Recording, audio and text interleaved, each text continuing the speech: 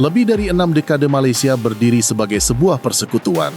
60 tahun lebih negara ini dibangun, dijaga, dan dirayakan sebagai proyek bersama.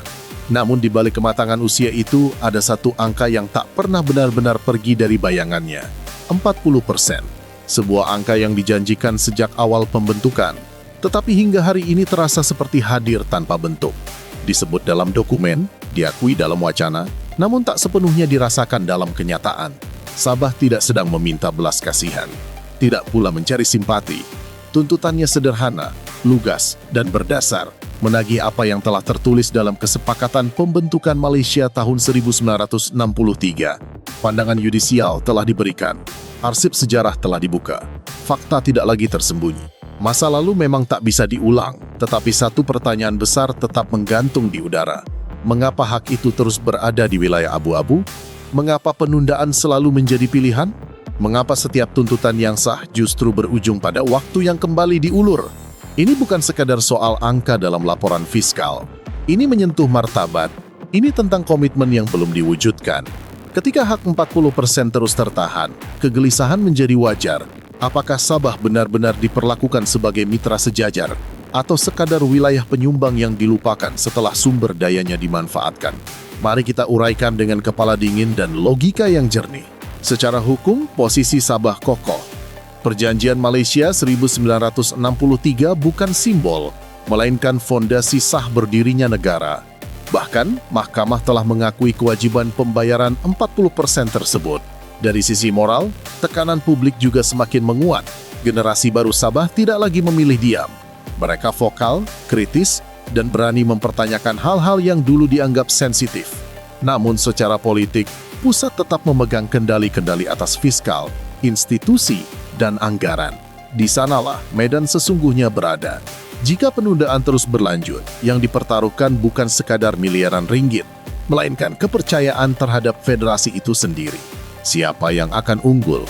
Sabah dengan legitimasi sejarah dan hukum, atau pusat dengan struktur kekuasaan dan kontrol fiskal? Ataukah akan lahir kompromi baru yang mengubah wajah federalisme Malaysia?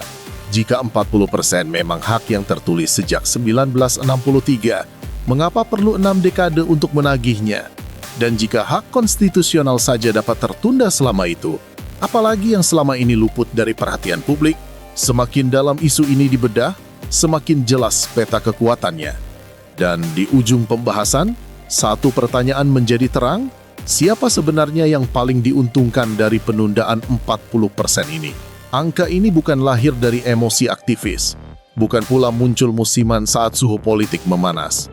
Ini bukan retorika, 40% berakar langsung dari kesepakatan awal pembentukan Malaysia. Ia bagian dari formula fiskal ketika Sabah memutuskan bergabung dalam persekutuan pada 1963. Sejak awal harus ditegaskan, ini bukan soal meminta, bukan soal memohon. Ini soal hak yang dirumuskan di meja perundingan. Ketika Malaysia dibentuk, Sabah dan Sarawak tidak datang sebagai penumpang. Mereka hadir sebagai rakan pengasas mitra setara, bukan bawahan, bukan cabang administratif. Dari semangat itu, lahir komitmen pembagian hasil, termasuk 40% dari pendapatan yang dipungut persekutuan dari Sabah. Pertanyaannya mendasar, apakah itu sekadar janji politik atau kewajiban hukum? Jika hanya janji politik, ia bisa menguap selepas pemilu. Namun jika ia bagian dari kerangka konstitusional, maka ia adalah kontrak. Dan kontrak tidak bisa diperlakukan seperti poster kampanye yang bisa dicabut sesuka hati. Selama puluhan tahun, narasi pusat kerap dibuat seolah samar. Seakan 40% hanyalah isu teknis. Seakan hanya persoalan tafsir administratif. Seakan sekadar angka yang belum cocok dalam lembar perhitungan. Padahal substansinya jauh lebih dalam ini tentang struktur kekuasaan. Sabah menghasilkan, pusat memungut. Lalu pembagian ditunda dengan alasan kajian, komite, jawatan kuasa, studi lanjutan. Pola ini berulang selama puluhan tahun. 6 dekade bukan lagi proses, itu pembiasaan penundaan. Jika dibaca dengan jujur, ini bukan semata kelambanan teknis. Ini sentralisasi yang mengakar. Sumber strategis ditarik ke pusat, angka dikunci, tafsir hukum dimonopoli. Dan ketika Sabah bersuara, responsnya sering defensif, seolah tuntutan 40% adalah ancaman. Padahal ia hak sejak awal pembentukan negara. Di titik ini, pernyataan Tunku Abdul Rahman kembali relevan.